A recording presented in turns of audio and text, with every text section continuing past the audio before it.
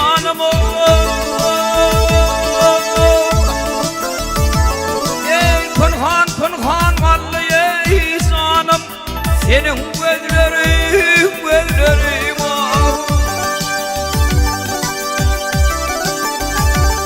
ey tüyündürmeyen attı kanım dağdım kara gözlerim senin gözlerim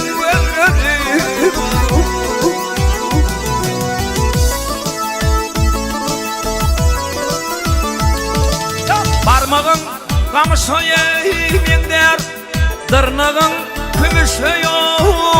mender ey otursun tormuşu mender dağım alıyız gözlerim senin gözlerim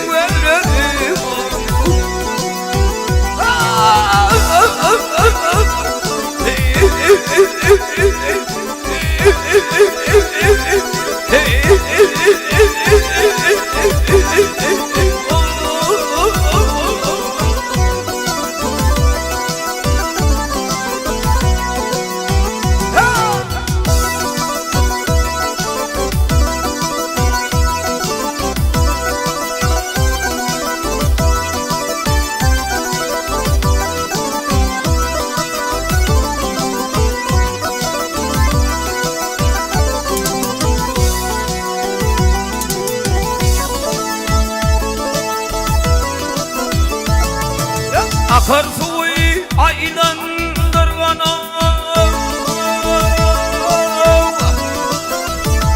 ey akar suyu aylandırgan dur suyu bulandırgana ey kapı yenendiren dağdım senin gözlerim canım gözlerim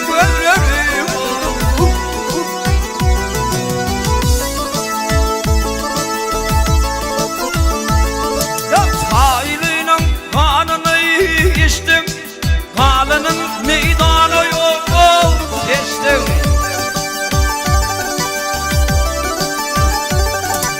bu canımdan paran geçti dağdım senin gözlerim şirin sözlerim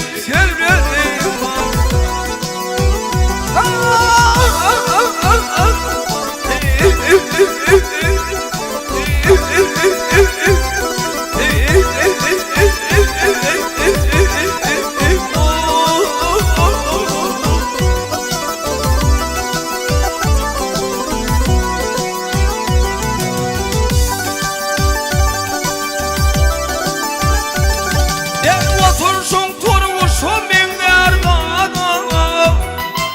otursun turmuşu mender dağdım alayım gözlerim